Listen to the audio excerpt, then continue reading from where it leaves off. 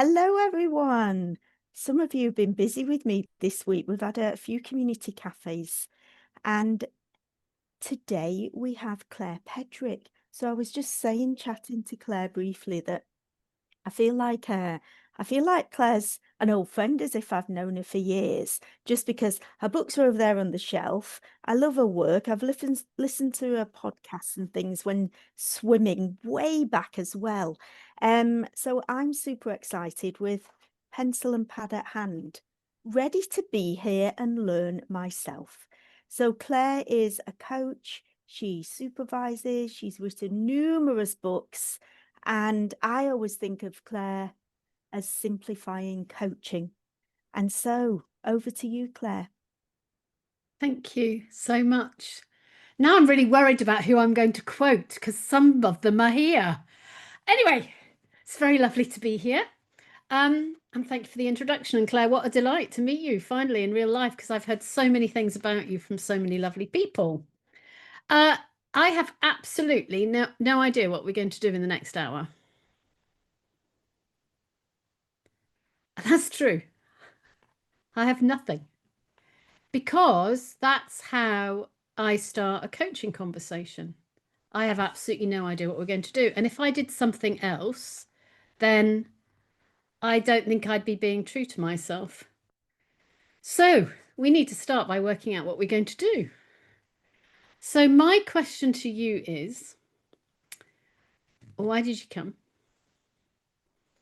And how will you know in 6 weeks that this has been useful?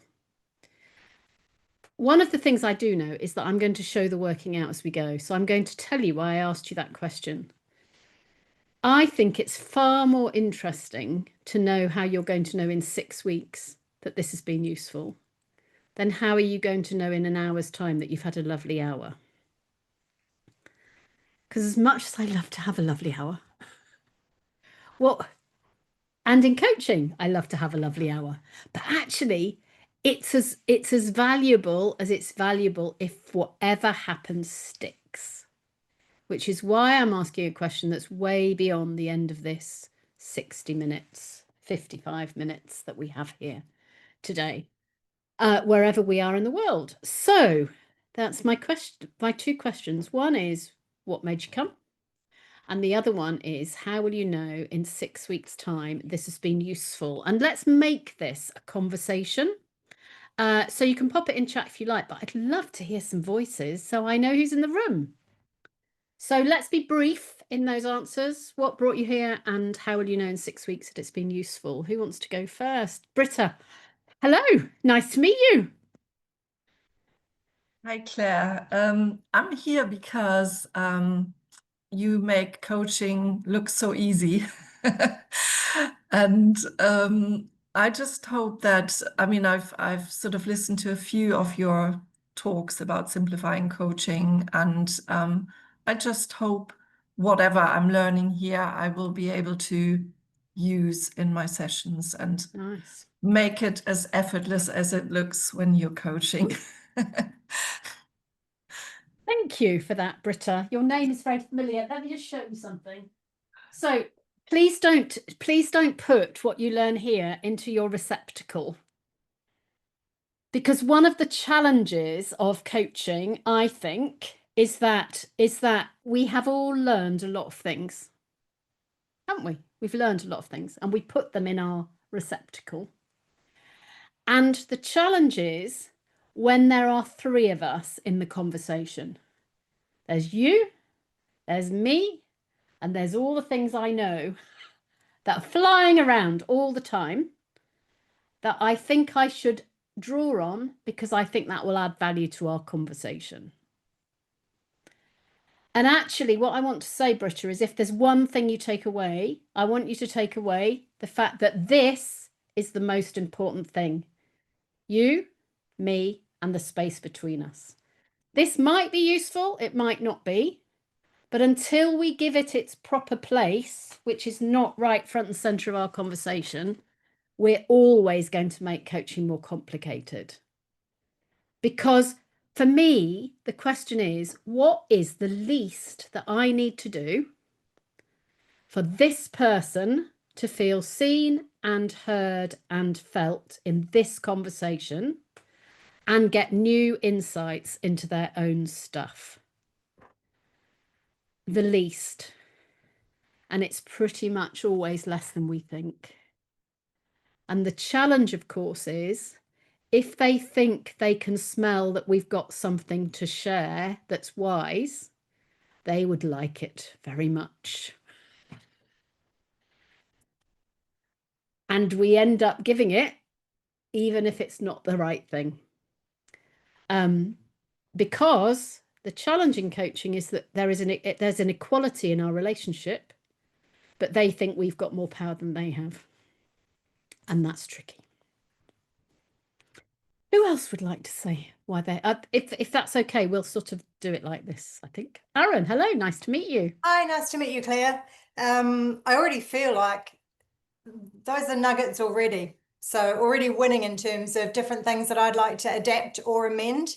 In 6 weeks' time, I'd like to see changes to what I'm being or doing. I don't know yet. I don't know. And the reason I'm here is because whatever Dr. Claire brings to the fore is always gold. So I couldn't even remember what I'd signed up for here, but if it's got Claire's stamp on it, then I know that I want to be in attendance because she brings the credibility, she brings the awesomeness. So that's why I'm here. Looking forward to the session. Brilliant. Now, thank you. And you have just articulated a really great point. One is that Dr. Claire is clearly amazing, and we need to have another conversation, you and I, where we drink coffee and all of those lovely things. But the other thing is that you've said, I don't really know. And that's an agreement. What you and I and the group have just agreed together is that you don't really know what you want to get out of this session. And we have now articulated that. So we have an agreement. We don't know what we're doing.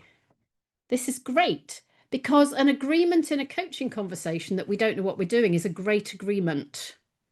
What isn't okay, I think, is that we just go anywhere because we don't know what we're doing, but we didn't agree that that was what we were going to do. Can I say it doesn't get more intellectual than that? So let's agree what we're doing and do what we've agreed. And we've agreed that we don't know what we're doing. So I'm very happy because I can do that. And other people want other things. And that's also great. Thank you, Aaron. Let's hear from somebody else. Do me. Hello. Hello. So good to see you. You too. Claire and Claire. Thank you. I was with the other Claire yesterday.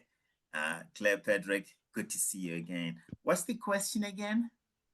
Well, I have got a question that I'm not going to disclose to you and to the rest of the group in public, but I may put it in a private message. The question, and you know what it is, so there you are. So the question is, why did you come today? And how will you know in 6 weeks' time it's been useful? All right. Why am I here? I'm here to connect. I'm here to keep myself honest. I'm here to learn. And I'm here to grow. For me, that as coaches, the one thing that scares me the most working with coaches, clients around the world and coaches in training is people that think, I get it. Yes, I got it. I'm good. I've got this. So I'm going to go and coach.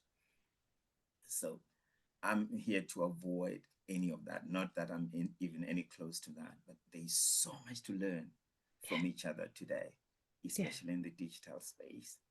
And I'm here to remain connected and stay as humane as I can in holding the space for others to show up. Yeah. Thank you, Jimmy. And so lovely to see you again. Thank you. I was talking to a group the other day about my first coaching book, Simplifying Coaching, and I said to them, of course, I don't agree with a lot of what I wrote in that. And they all cheered. Because, of course, we all reserve the right to learn, right? I kind of do agree. So don't worry if you think it's a great book. Thank you very much. That's a lovely thing. I've just read it again and realised that the first draft went to the publisher and they didn't edit it. So had I written it again, I would have written it differently. But anyway, there you are. Because I personally, I think you get a lot of things a lot of times that probably, I know it's good to repeat, but I think it's over repeated. But there you are. But I have learned so much since I wrote that book. And one of the things is that in the book, if you've read it, I talk about right sizing. So the professional bodies talk about designing the alliance or establishing the coaching agreement or contracting, which are all really great words, but they kind of make it difficult to understand the difference between our negotiation for our relationship over time, how much, how many, how often, and all of those things, and our agreement for today. And I think that that means that many coaches understate and pay too little attention to actually what are we doing in this space right here, right now, today, that only us can do, that we can do here, that we can't do anywhere else. And that's why I call it right sizing. And if you've read Simplifying Coaching, you'll have seen my ICF picture of coaching, which is have a good beginning, a good middle, and a good end, and some good dynamics underneath. I recognize now that it's a three-dimensional process. So I would like to show you my very beautifully constructed diagram, but I haven't quite got it right yet. But it's like a spiral, it goes down. But I cut that out the other day and it didn't work. So I'm going to make another. But it is about, so right sizing is like a spiral. We go round and deeper and deeper and deeper and deeper. And until we know what we're doing and which bit of the thing we're doing and which bit of the thing are we doing today, we can often end up in two different conversations. So they're having one and I'm having another one.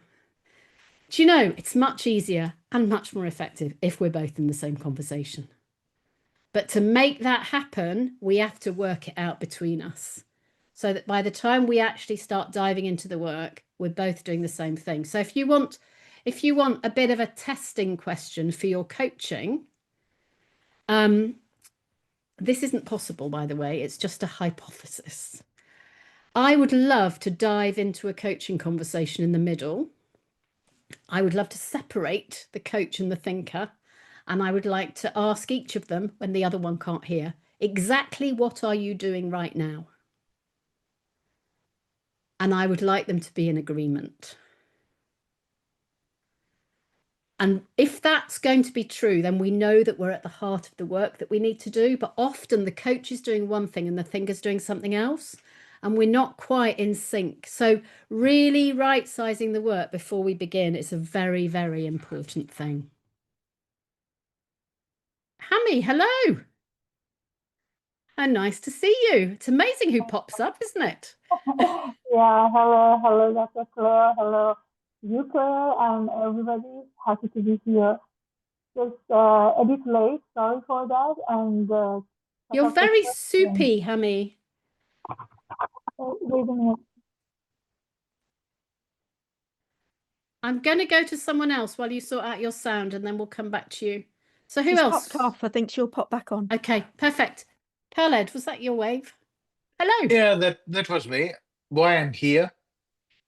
Learn something new. Help me to get my MCC. 6 weeks from now, I have my MCC submission on my 2 recordings.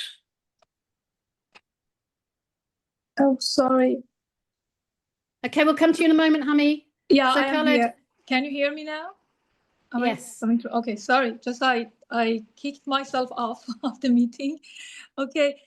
Yeah, thank you. I really love to share something very important that shifted my coaching and helped me just to get my PCC after after connecting to some people like Dr. Claire first mentored me in a very, very live and big session. And also the last book that you shared your thoughts, Claire, And I can confess that I was overwhelmed with a lot of approaches, tools, themes. And when just you, in one of the sessions, you mentioned, you noticed me that just less is more and made it clear. And I read the book 2 times, as you know that I'm reading the 3rd time. I found my human version, and that was covered under the approaches, under the models. And now I'm here just because I love this version, and I know that everything comes from you, help me to connect more to myself as a human, and not just stick to the approaches that makes my coaching disorganic. And really, I feel relaxed when I follow your instruction, and especially I don't know agreements that you mentioned today. Yeah, the agreement. Yeah, and it is working, and it is surprising simple but work. And Yeah. because it is simple, sometimes my mind resists, and it expect very something special for coaching works, but no, it doesn't. Really simple things are working, and very appreciate and love to share it, and still excited. Thank you, Hammy. There's so many things in there. And all I want to say is that somebody is going to have 2 pages of notes by the end of this hour. Please, please, please do not use all of those notes when you go into the next coaching conversation with somebody, because it will be awful. It will be really awful for them and probably awful for you, because we're human beings and we want to show up normal and natural in the conversations that we have. And so whatever you think that there is to take away one thing. And if you implement that, then you can come back and put another thing in. But when you try and put them all in together, it becomes a very confusing space. One of the things that I want to say that I've learned really in all of my work, and I do a lot now of recording reviews with people going for MCC. And the thing I want to say is, let's not underestimate the partnership of the other person in the room. Let's not underestimate. I know what I'm about to say is really weird. You know, when you form a question, it's probably come from something you saw or heard or said, sensed, saw or heard or sensed. So that question is formed from what you see, hear or sense. They were there when you saw, heard or sensed it. So your question will probably make sense, so you don't need to explain it, number 1. Number 2, when you're in flow together, they will probably want to take your question and make it their own before you've finished it. Let them. So one of the things that I observe when I'm watching recordings, and if you want to use recordings to develop your coaching, I absolutely recommend it. And if you've never done it before, don't watch yourself. Watch them. Watch the thinker. And the question is, are they thinking? And were they ready when you spoke? And did they pick up your question before you finished it? Because if we're talking about sharing and passing over, so we offer a question, they do some processing. They might say something, we might offer them something else. When we offer, we need to let go when they've accepted our offer. I listened to a recording last week, and this person, so if you're an ICF coach or any other coach, you will have an opinion on this, but the coach spoke for 45% of the session. That's quite a lot, I think. But what was really interesting is that every single time the coach spoke, the first 3 or 4 words were extraordinary. They were absolutely based on what they saw or heard or sensed. And every time they did that, they then spoke for another 2 minutes. And by the time they stopped talking, the thinker had completely forgotten, and they both forgotten, the really amazing thing that happened at the beginning. So I'm going to tell you about mayonnaise. I'm going to tell you about mayonnaise because I can only explain this with mayonnaise. If this is a problem to you, I'm very sorry. When I try and explain this without mayonnaise, I get stuck. Okay, so imagine you're coaching and you see, hear, or sense something in the thinker. Yeah, are we together? We see, hear, or sense something in the other person. And so what you do is, generally, is you think, oh, I saw, heard, or sensed that. Let me think of a question that will get underneath that. So you ask the question. But the question isn't what you saw, heard, or sensed. It's this question. Here is the problem. They will answer your question. Now we're not on what you saw, heard, or sensed. We're on them answering your version of what you saw. So now we have lost the heart of the work. And instead of being really where we need to be, we're somewhere else altogether. And we're having a great conversation. It's fun and it's lovely and it's all those good things. But actually, it's not the heart of the work because we translated what we saw, heard, or sensed. We made it into a great question and then they answered the question. And now we're over there. That's called parsing in linguistics. If you want to become a much better coach much quicker, say what you see, hear, or sense with a question mark on the end of it and forget making it into a question. Because as soon as you make it into a question, it starts distancing itself from the thing. So that's a little offer. Coloured. Question. Would that mean you're laughing? Well, I obviously don't use the mayonnaise. Sometimes we are laughing. No, what I meant is, did I understand what you say correctly by I see you laughing and rather than asking a question about this, I just say, I see you laughing. Yeah. Is that Or, what you're advocating? yes, or the laugh, or the look, or the frown, or anything. I learned that. So every single person we coach is our teacher, I think, because I think that we learn something from everybody. And I don't know the name of this person. I can't remember their face, but I can absolutely remember what they did when we were in conversation. I said something and they said, I absolutely love it. So if you're on audio, they said they loved it and they were shaking their head from side to side, which in my culture means they didn't love it. So the translated question is, so tell me how motivated you are, or tell me what motivates you, or any of those things. The untranslated version, the mayonnaise question is, I love it. And they went, so I did that. I went, I love it. They went, no, I don't. I hate it, actually. And then we get to where we need to be. So say what you see or hear or sense. Absolutely, Khaled. And that is a question. It is a powerful question and it evokes awareness and it stops you having to spend a large amount of time creating a question. Because one of the things that happens when we create a question is however fast we are, there is a time delay between when we saw the thing and when we asked the question.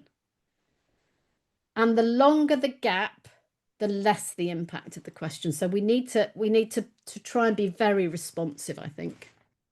Thank you for illustrating my thing. Let's check in. How are we doing? I'm just wondering, let's hear from 2 or 3 people who we haven't heard from. What insights have you had so far?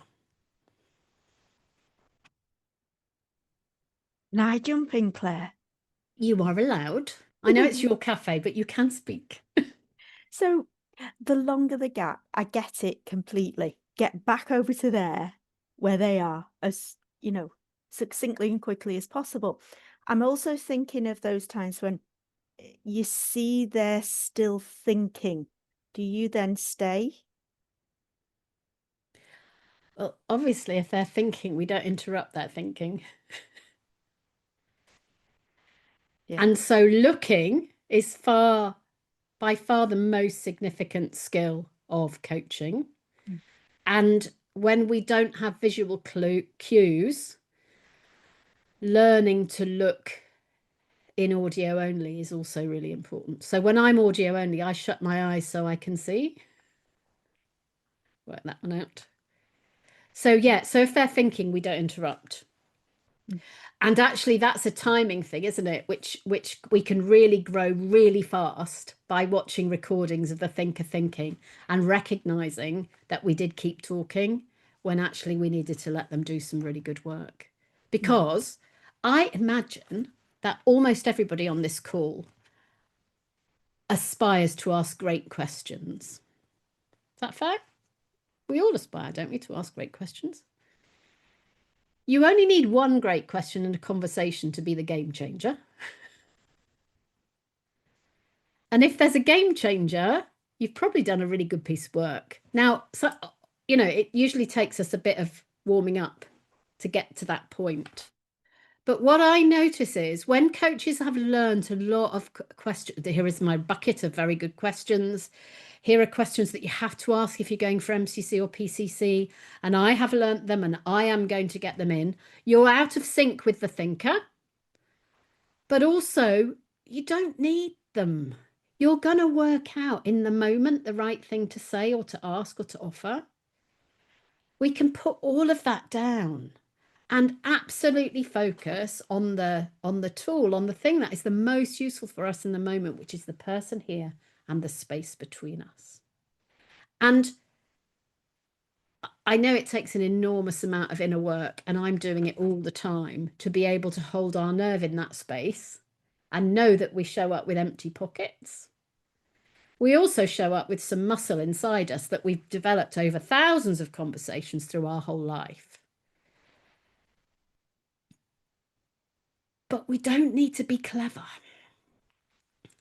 We need to be present, and we need to notice what we notice.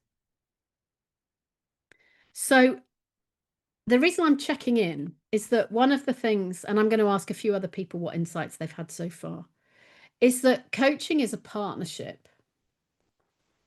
And in order for it to be a partnership, we have to check that we're in partnership a lot of times. Because if I'm deciding that we're still in partnership, then we're not.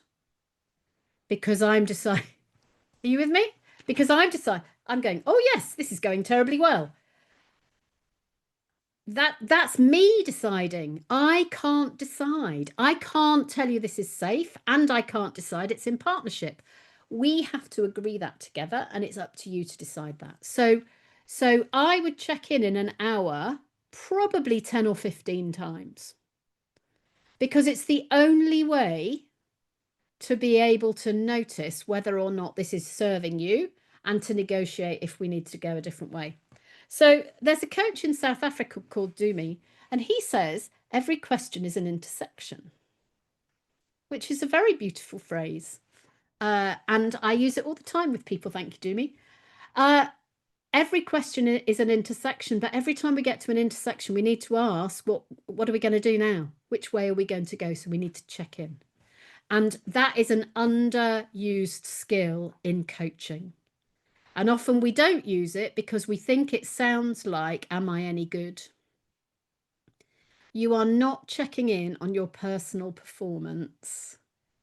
You're checking in on the work. Is this useful? What insights have you had? So that's about them. What insights have you had so far? So in an hour, I'll probably be asking the person I'm coaching within 10 minutes, what insights have you had so far? I am quite expecting them to say none. So it's a very safe question to ask. They almost always say they have had one. But it's really okay. So if I say to you, Valerie, you know, what insights have you had so far? And you go, none. I go, that's fine. We've got another half an hour to go. What do we need to do so that you get some new insights? But unless we're checking in, how do we know that they're feeling seen and heard and felt and getting new insights into their own stuff? We don't. We think we do, but we don't. So we have to check in. And in all of the verbiage, it says recontracting, which is really confusing because it sounds like a really big thing that you really probably shouldn't do because you had a legal agreement to start with. You did not have a legal agreement to start with. You worked out what you thought you were going to do. And now you wonder if that's the right thing. So you can check in and then you can re-agree. So hold it lightly and keep checking in. So in service of checking in, let's hear from somebody else. What insights have you had so far?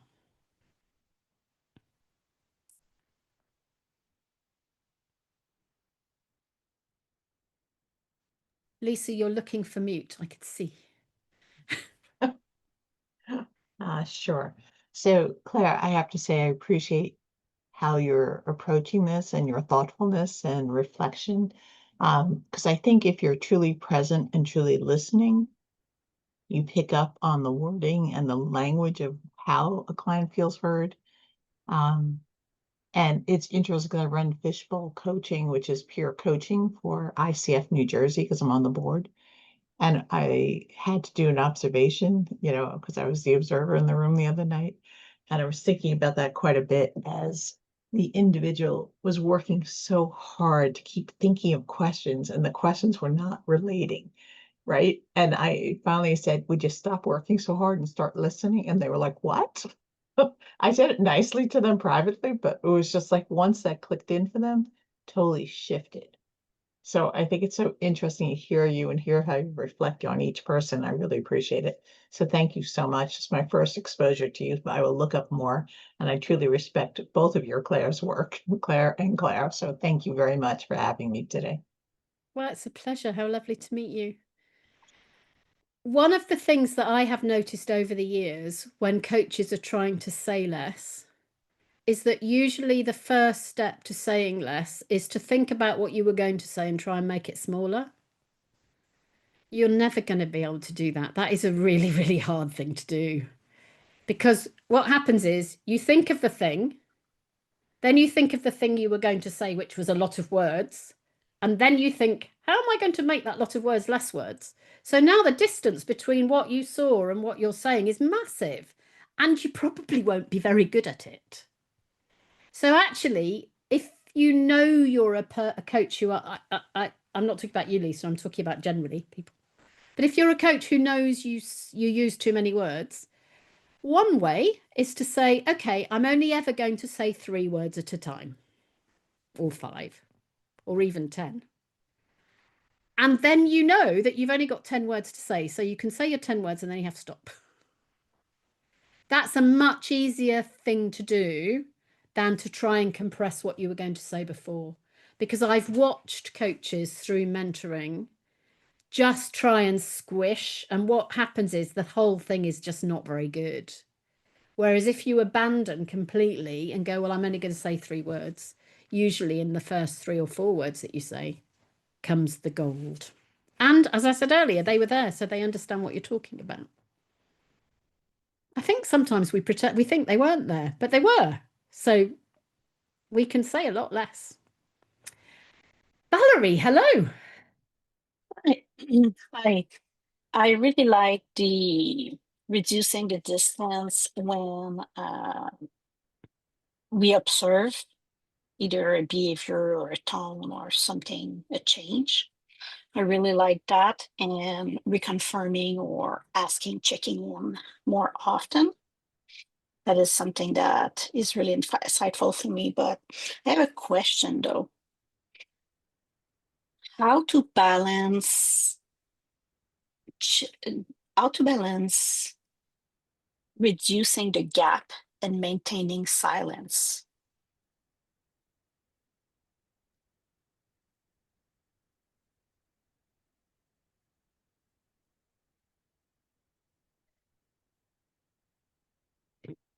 I had to think about that. That's okay. Hashtag ironic, then you all just experience silence. I think it depends whose silence it is, Valerie. So when it's their silence, we wait until they finish their silence, and they'll tell us with their face when they're ready for us to pick up. And usually coaches hold much shorter silences than the thinker would like. So I can remember doing a coaching demonstration in person, and I stood at the front, and this person did some really good thinking, and somebody in the group, in the debrief. So in the debrief, when I've done a coaching demonstration, the debrief, I ask the thinker to go and make themselves a cup of coffee, because I know that the best bit of the coaching is going to happen after they've left me. So I will keep them out of the space. And so they went off to make their coffee in the corner of the room. And somebody in the group said, you shouldn't have kept silence for 3 minutes. That was a really bad thing to do. It's unprofessional to keep silence for 3 minutes.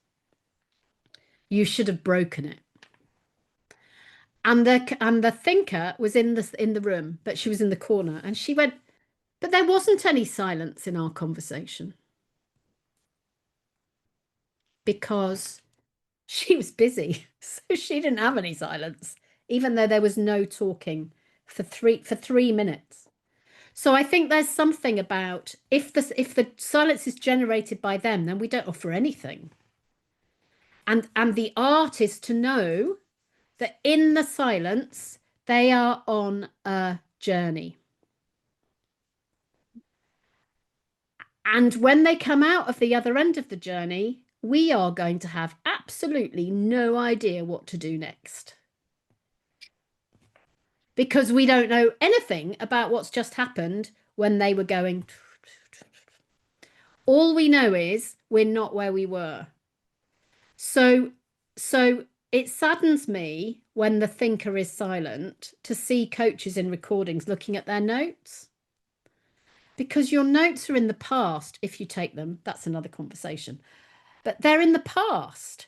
And wherever this person is going to pop out, they're going to pop out somewhere, we know not where. So 2 things, I think, when people come out of silence. One is, don't ask them what happened, because they will not be able to tell you. And if they can tell you, it was none of your business anyway. But you do need to know where you are now and what do you need to do next. So I would just say, so where are we? What do we need to do now? And that is the moment, I think, when people are silent, that is the moment to absolutely not take our eyes off them, because we need to watch so that we're absolutely ready when they go, come back in. I'm ready for you now.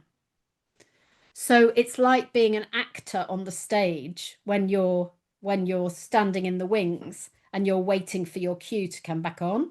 We need to be looking and looking and looking and looking and looking. Great question, Valerie. You talked about the distance.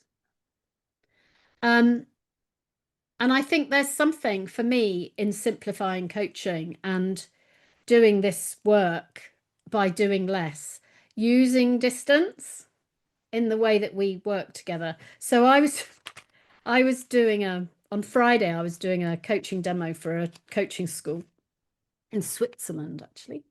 And the thinker and I were talking. And he said, oh, I just need to step back. So he then talked to me. And then I said, do you want to step back? And he went, what? So I went, do you want to step back? So that's me stepping back. I was standing up, actually. So suddenly the conversation unlocked and we got somewhere really extraordinary, really quickly, because we did the thing. Somebody in the group who saw it said, you were directive because you told him to step back. I said, I wasn't directive because it was his idea. Let's step back. So paying attention to that, I think, is really useful.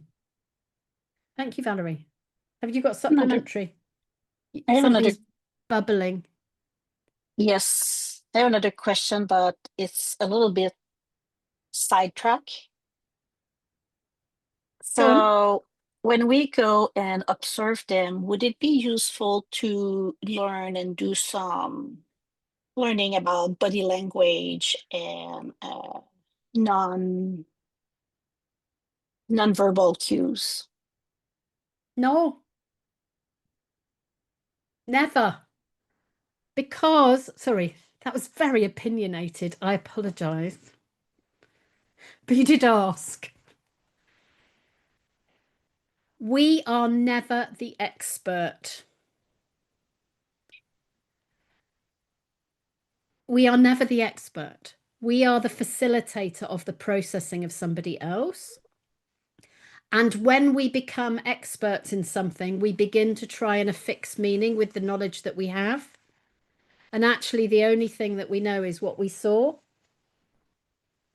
When I did my supervision training with Peter Hawkins years and years ago, I can remember sitting in an in-person room in London, and I was in a triplet and I was supervising somebody else and somebody else was watching me.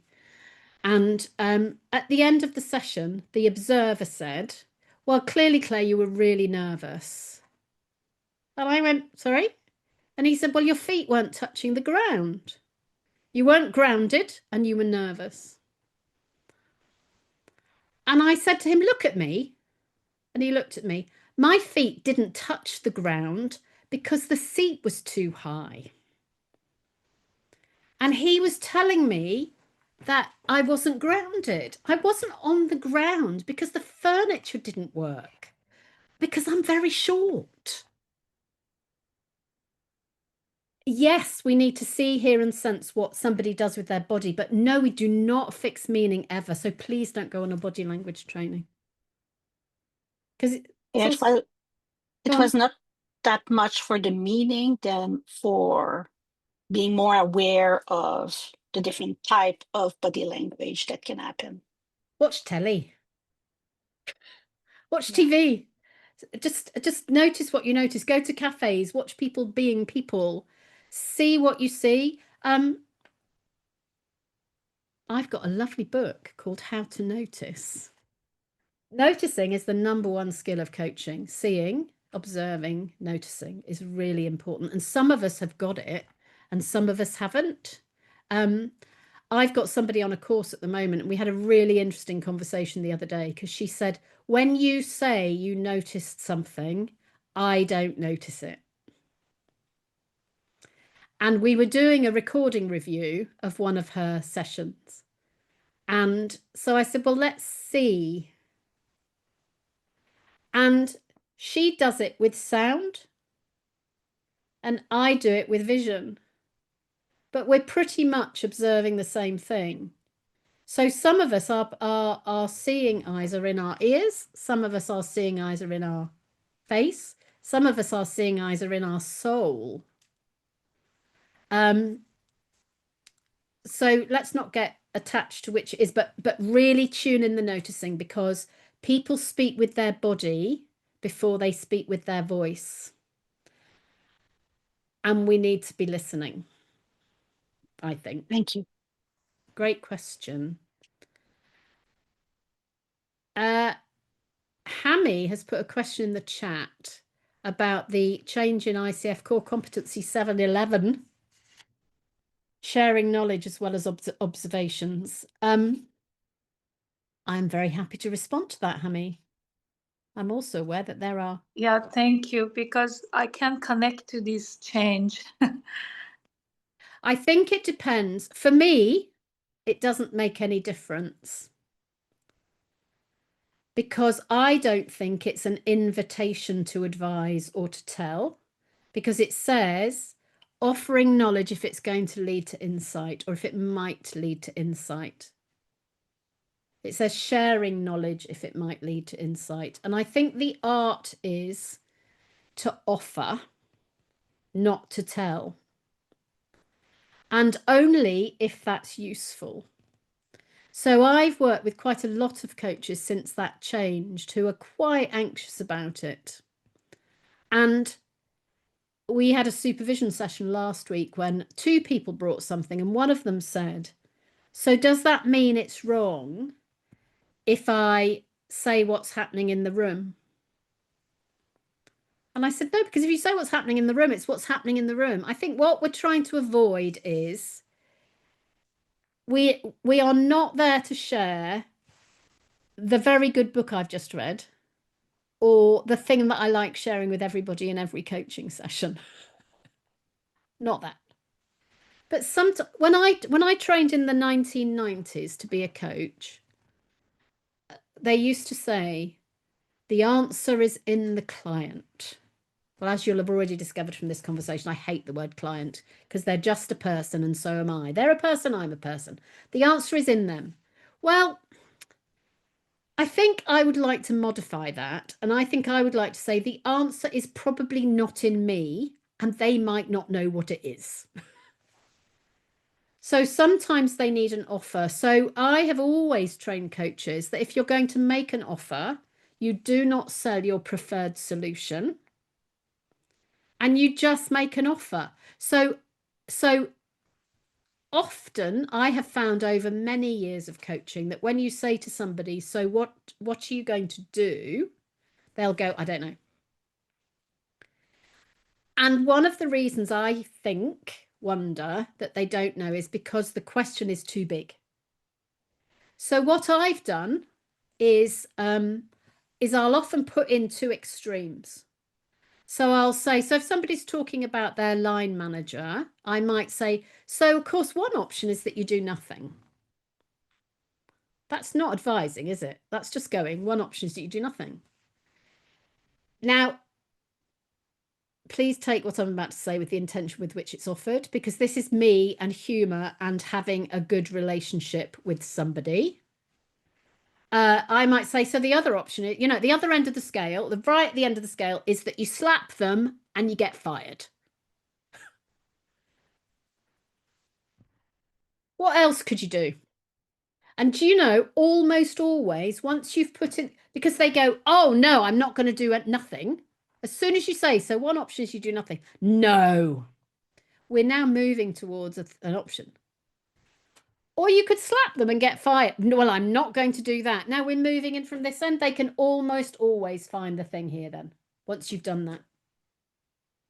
So I would say that if you're going to offer 3 or more things and never include your preferred solution, and then put the responsibility back to them.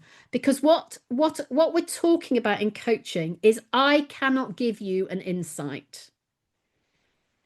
You have to find the insight for yourself. Sometimes information might be useful to get the insight. But then I have to give it back to you. So I might say, so it sounds like there might be this or this or this. As you hear that, what are you thinking? Then it's back to them. They do the work, they get the insight. So I think my fear is that it will be interpreted as a license to tell. And for that reason, it's annoying. It's always been okay to offer. And I think that coaches have got so paranoid about the ICF police that they have under-offered.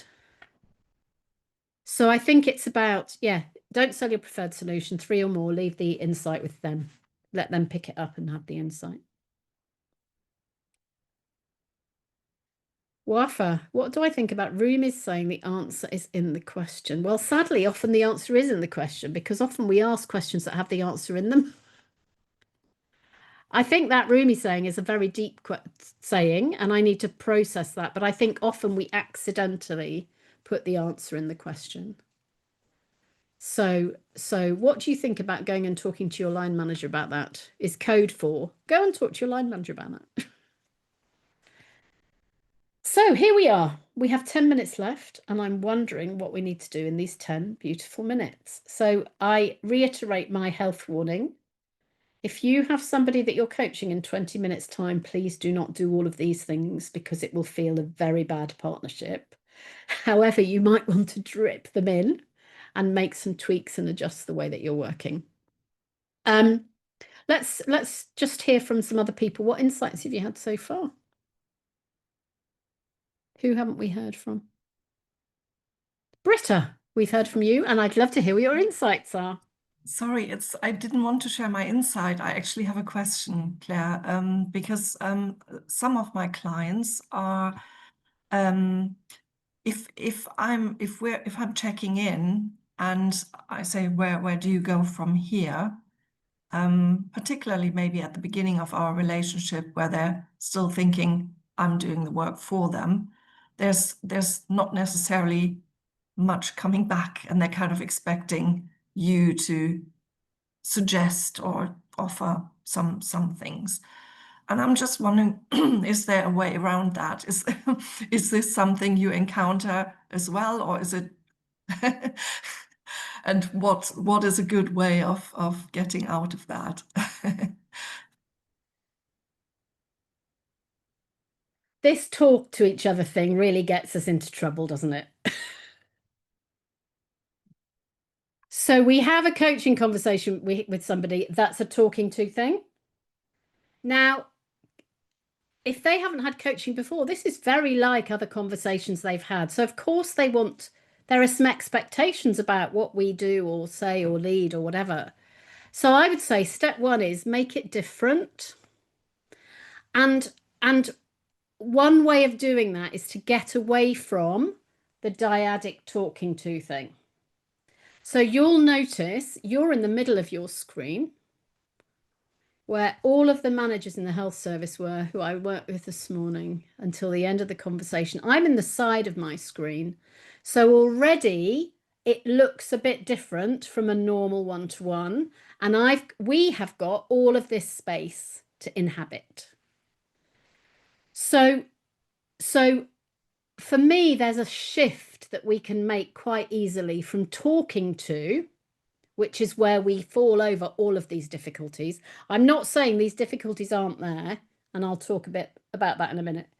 But we want to move away from talking to being with. So what I want to do as quickly as possible, Britta, in the conversation, is to get us looking at the thing instead of talking about the thing. So instead of saying, tell me about, I might say, so how about we look at what's going on?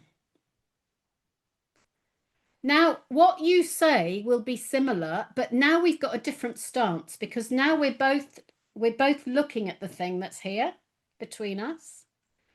And now we can start having a different kind of conversation, because when I ask you a question, so what do we need to do now? And you say, I don't know. I can say, oh, that's interesting, because I'm noticing all these things and I'm wondering what we need to do with them. So we can look, and then we can find a way to do the thing. Does that help? Yes, that definitely helps. I'm just wondering, when you say I'm noticing all these things, you would then tell, or you would say what you're noticing? No, I would say, what are you noticing? Oh, okay. Mm-hmm. Because somebody remind me that we need to talk about this in the 4 minutes we've got left, because I will forget. So what happens is, in coaching, we ask a question about the destination for this session, because coaching is future focused. We're going this way. The problem is, when people talk to somebody in a one-to-one, they expect to go this way into the past. So they expect to have to tell you a whole load of stuff. So you ask them your beautiful opening question, what would you like to think about today? And they say, oh, before we do that, I need to tell you everything that's going on. And you go, okay. And then they do. And they start telling you everything that's going on. And the more they tell you about what's going on, the more they go into the past. Now they are facing backwards, but you were trying to get them to face forwards. So you then ask them a forwards facing question, which they can't answer because they're facing backwards. So what we want to do is we want to get them into the present as quickly as possible. So when I'm coaching somebody who goes, let me tell you about my whole life and my history. And by the way, I also had this and this and this and this and all the things I haven't told you. And now the mountain of doodah over here is huge and we haven't done any work. I can't get them to come back from the past without them feeling that I'm telling them off. When we started, I asked you what you wanted to do today, and you have not answered me yet. This is a very bad thing. No, just first of all, stop them going backwards. So I would say, as you hear yourself say all those things, what do you notice? So straight away, instead of facing backwards, they're now facing the present. So they're now still over here, but they're not still traveling into the field opposite my house. They are actually now in the room with me. And then we can start saying, so as you hear all that, what is it we need to do now to move you forward? But many coaching conversations, I watch the coach is going this way and the thinker is going this way. And I have such a problem with direction. I actually have that written on my camera so that I'm pointing the right way so that you can know what to do. So we need to get into the conversation. And so often we're not in the conversation. So if this is the conversation, both of us need to step in. So the right sizing, establishing the coaching agreement, is an invitation to them to step into the work. And when they won't, please don't jump in and perform on the stage and do all your fancy coaching things, because it's a bit weird, because they're just watching you. And don't let them take all their clothes off and be naked and you still be standing on the edge. There's something about us both moving into the conversation at about an equal pace. And sometimes we won't go in very far because they don't want to or can't, or it's not their choice with you today, or it's a bad day or whatever. But we need to be about as far in as they are. There'll be a YouTube clip about that soon when I can work out how to do it without dropping everything. Oh,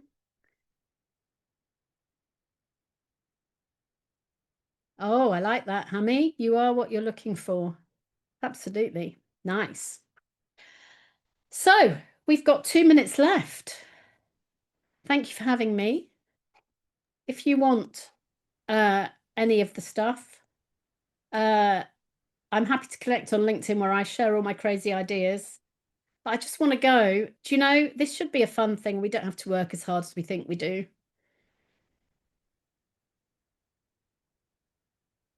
Over to you, Dr. Claire. And we need to have a coffee. We will make that happen. Absolutely. Claire, that was a million gems. And now I want to go away and polish just one of them today.